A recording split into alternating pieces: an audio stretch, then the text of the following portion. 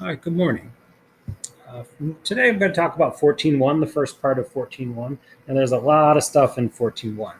Okay, so we're going to talk about basically what we're doing is it's kind of an introduction to double integrals.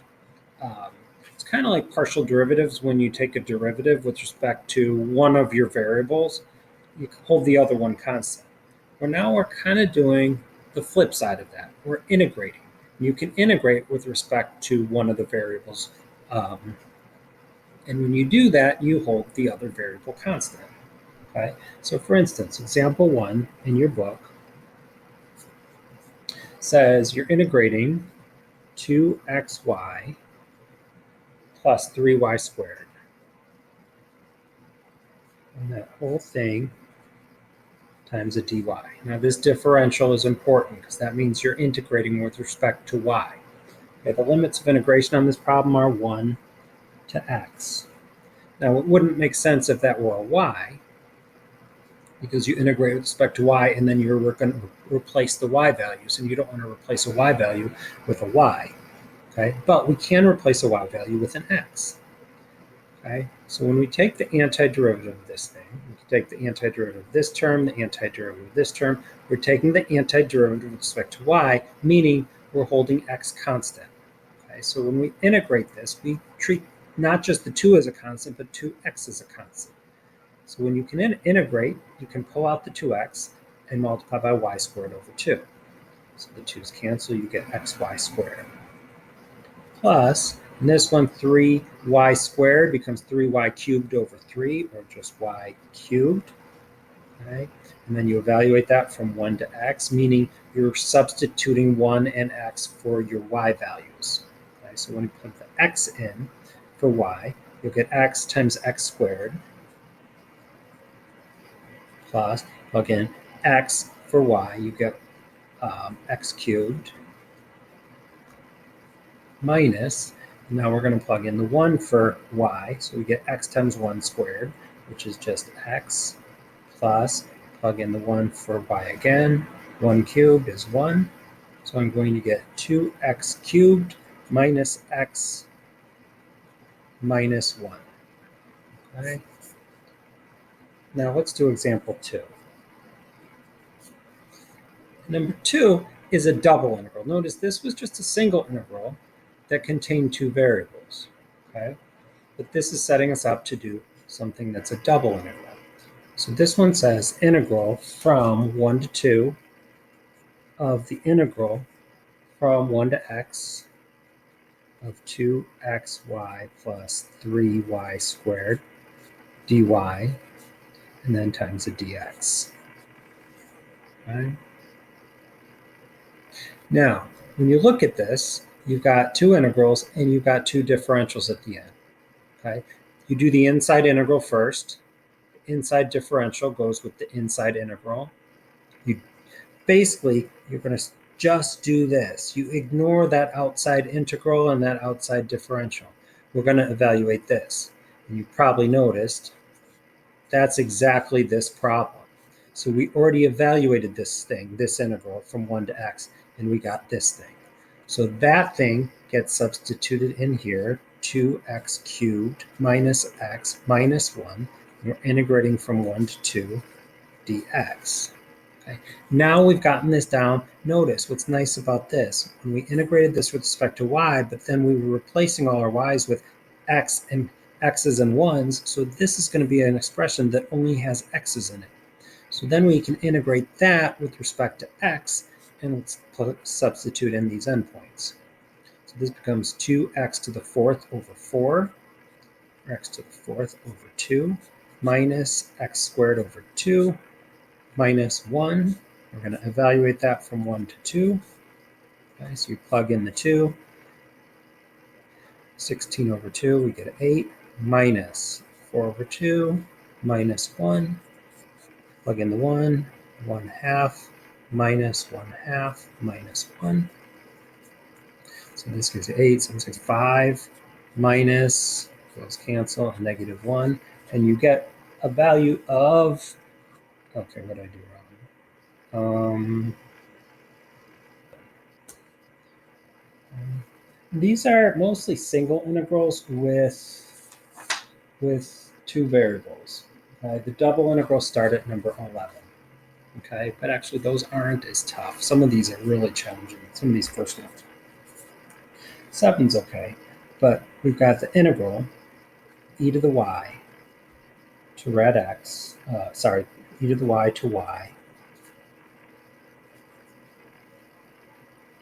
of y ln x over x dx. Okay, so you're integrating with respect to x, so you're holding y constant. If you want, you can pull the y outside of the integral if that helps you. Y integral e to the y of ln x over x dx. Okay, and this is one where you're just going to use a simple substitution. Let u equal ln of x and du equals 1 over x dx. Okay, so we can replace the ln x with a u. We can replace the 1 over x, the 1 over x dx with a du. So this is really just y times the integral of u du. Okay, notice I'm not going to put these limits of integration here. I could, but if I put the limits of integration, I need to convert them to u values. Right now, these are x values. Okay, now what you can do, you can, if you want, I'll do this both ways just to show you, refresh your memory how you do these. So I've got the y, and this just becomes u squared over 2.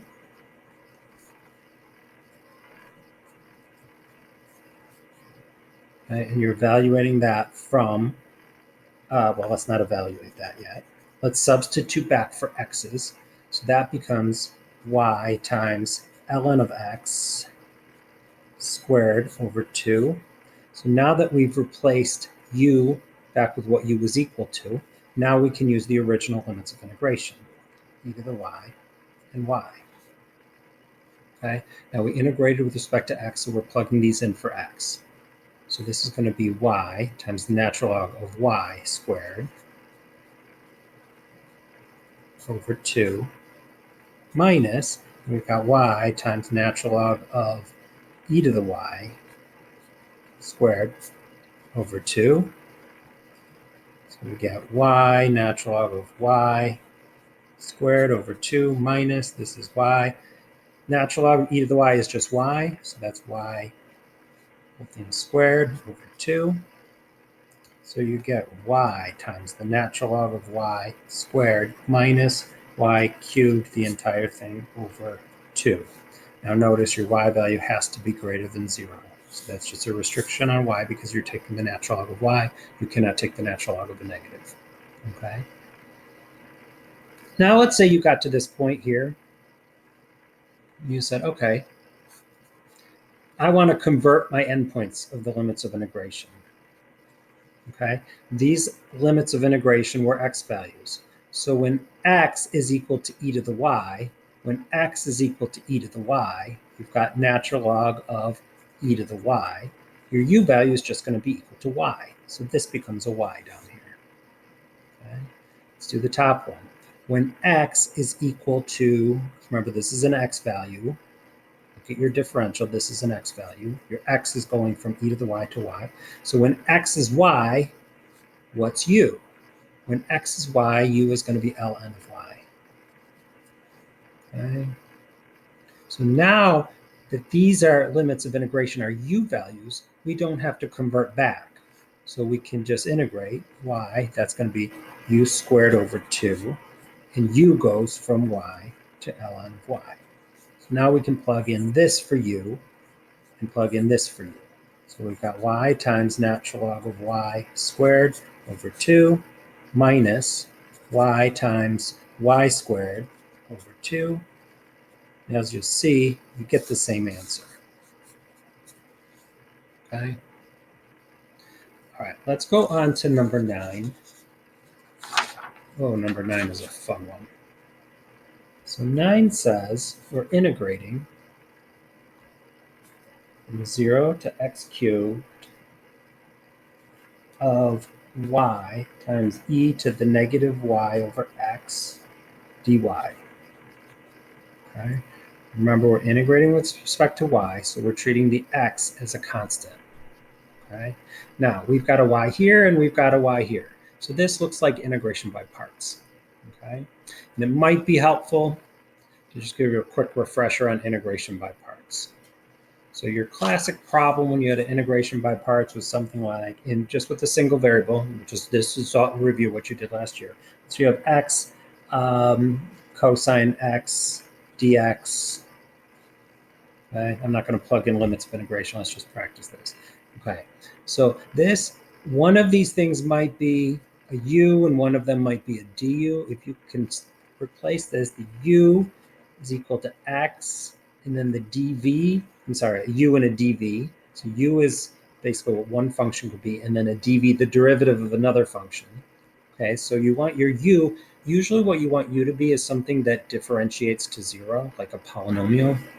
Okay, now to pick u, there was also that lit-bit, if you remember that.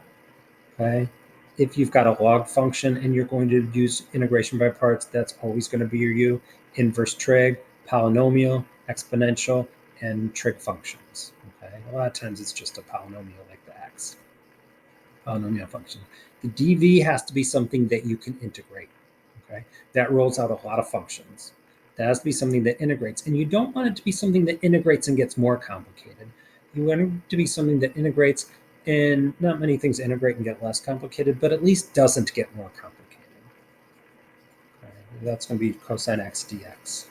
Now this one, you take the derivative of, du is going to be dx. In this one, you take the antiderivative of.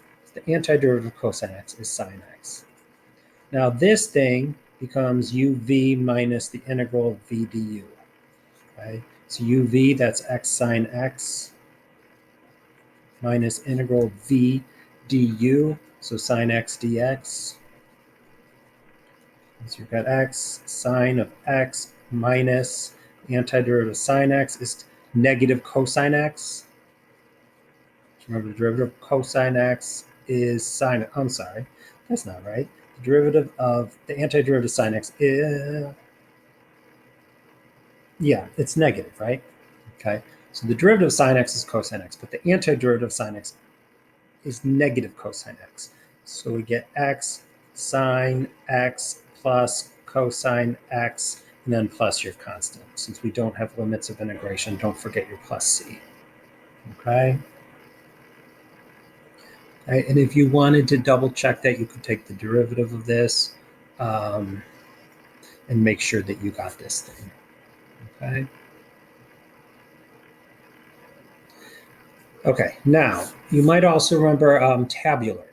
So when this is more complicated, maybe you've got an x squared, let's say sine x this time, and you're integrating that. You're going to use tabular. Okay, usually over here is going to be your u's and your dv's. These things you differentiate, take derivatives. This side you integrate. Okay, so the x squared would go here, the sine x would go here, differentiate 2x to 0. Here, take the antiderivative, so that would be negative cosine x, negative sine x, cosine x, and sine x, and so on. And then you would do this, and that's 0. So plus, minus, plus, minus. Okay, so you get negative x squared cosine x minus, that becomes negative, so plus 2x sine x, and then plus 2 cosine x, plus c. Just a quick refresher on tabular, that comes up also. Okay, so let's go back to this problem. Number, which one are we doing? Number 9. So we have to know how to do integration by parts, but now it's a lot messier because we have to remember that that x that's kind of thrown in there, that's a constant, okay? So your u value is going to be this, the y. The dv is going to be this thing, e to the negative y over x. The du is going to be dy. And then the v, we differentiate this, we integrate this. Okay, the antiderivative of this, and this is not too bad because that x is just a constant. So this is really like e to the negative 1 over x times y. Okay, so your antiderivative is going to have an e to the negative y over x in it. But think about taking the derivative of this thing. You'd have e to the negative y over x times the derivative of this thing, and it's the derivative with respect to y. So the derivative of this thing with respect to y is negative 1 over x, okay, which is a constant. But we're not differentiating, we're integrating. So that's the thing we're going to want to go away. So we need the reciprocal of that, negative x. So you get negative x e to the negative y over x. Think about, if you're not confident in that, think about taking the derivative of this, the derivative of this with respect to y. Remembering that you're not doing a product rule, this x is a constant. If you took the derivative of this, dv, you should get the negative x is just a constant. Then you get e to the negative y over x times the derivative of this, okay, the derivative of the exponent with respect to y, so negative 1 over x. And there you can see that the negative x and negative 1 over x go away, and you're sure that you did it right. Okay, so now this becomes uv minus integral v du. uv is going to be negative xy e to the negative y over x minus the integral v du, the integral of v times your du, so negative x e to the negative y over x dy.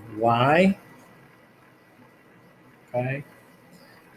Don't forget we have these limits of integration here, 0 to x cubed. We'll plug them into the whole entire thing once we integrate. So negative x y e to the negative y over x, that becomes a plus the integral of x e to the negative y over x dy. Now this we can integrate. We don't need integration by parts again because the x is a constant. Okay, so the antiderivative is going to have e to the negative y over x.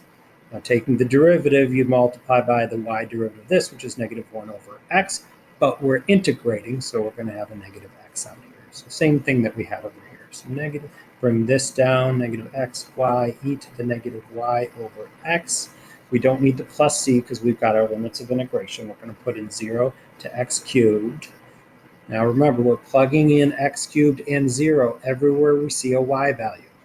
Okay, so we get negative x times x cubed, so negative x to the 4th, e to the negative, that's going to be x cubed over x, so x squared, minus x times e to the negative, this that goes for y, so x cubed over x, x squared.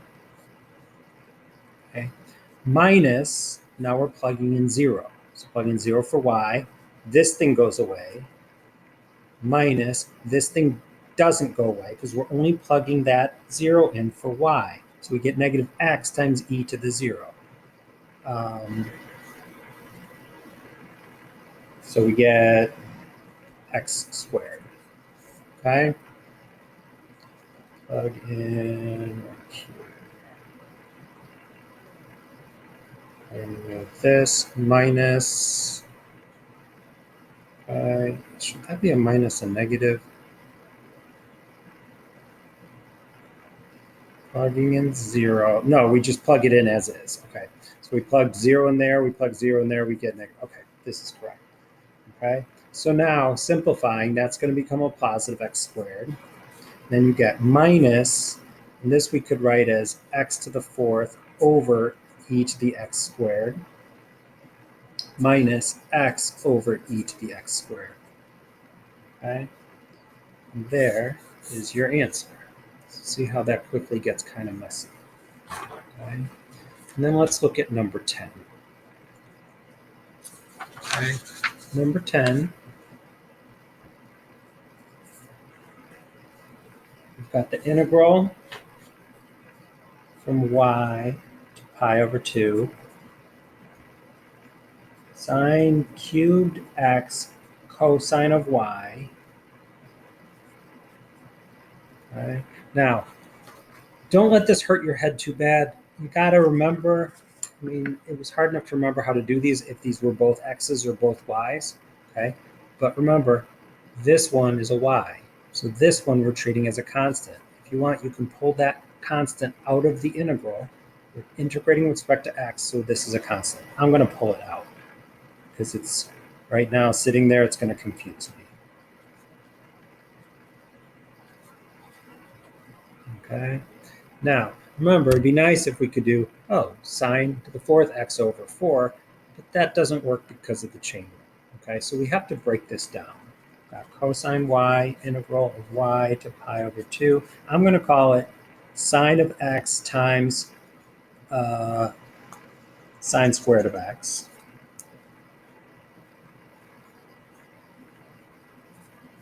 The reason I'm going to do that is because I know sine squared x is 1 minus cosine squared x.